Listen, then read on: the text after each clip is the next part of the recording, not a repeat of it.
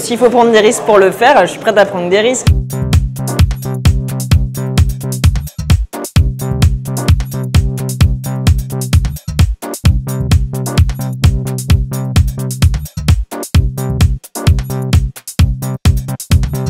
Je suis vraiment ravie de vous accueillir si nombreuses et nombreux chez Fauve Paris.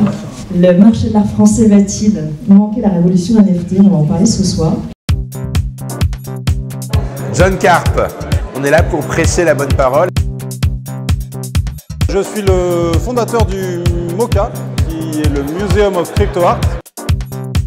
Je suis artiste. Je suis président de la Fédération française des professionnels de la blockchain. Je suis avocat au barreau de Paris. Je dirige Fauve Paris, maison de vente aux enchères. Je suis très impliqué dans les NFT en tant qu'artiste, mais aussi en tant que podcasteur. Les NFT, c'est passionnément parce que c'est une révolution à la fois technologique, donc j'adore la technologie, c'est une révolution artistique parce que c'est l'avènement de l'art digital et enfin ça devait arriver. Et on est en train de construire presque un monde de remplacement dans lequel on va consacrer une partie de notre existence.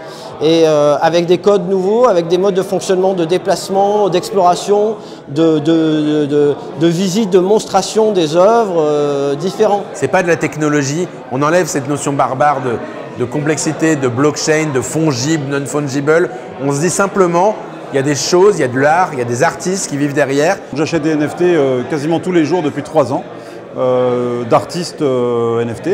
Et je les expose dans ce musée, dans ce métavers. Ce qui me passionne dans toute cette histoire des NFT, c'est tout ce que ça permet en termes de création. Et pour moi aujourd'hui, il y a une histoire de l'art qui est en train de se faire sous nos yeux. Toute l'histoire du crypto-art, de la création numérique. Et on est aux prémices d'une véritable révolution.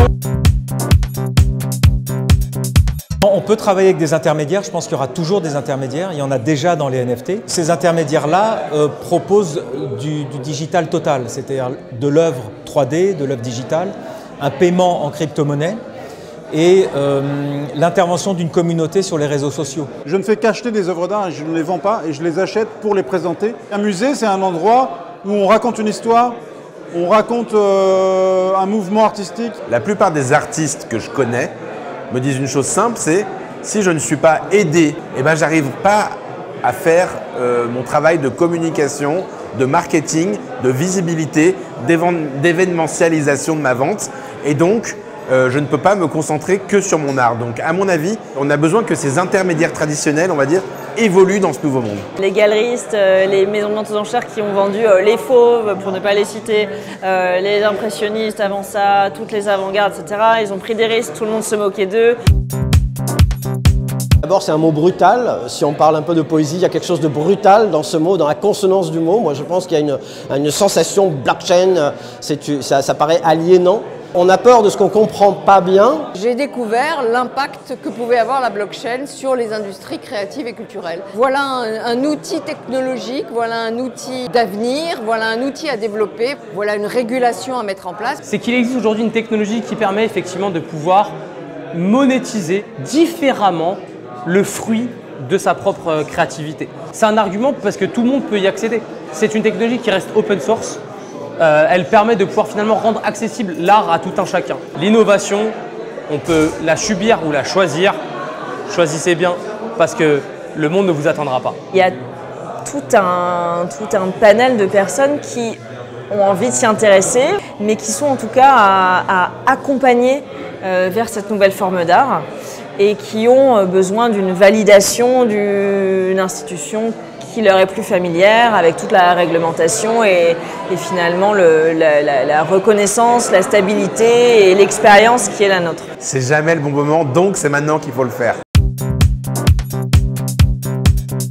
Fauve Paris va s'engager vraiment pour accompagner cette révolution par 2 choses. On va accepter les crypto-monnaies à partir de janvier 2022, y compris pour l'achat d'œuvres d'art physiques traditionnelles. Et la deuxième chose, nous allons organiser une vente aux enchères de NFT incorporelle de manière malicieuse pour quand même respecter l'avis du Conseil des ventes. Mais en tout cas, on va le faire au premier trimestre 2022.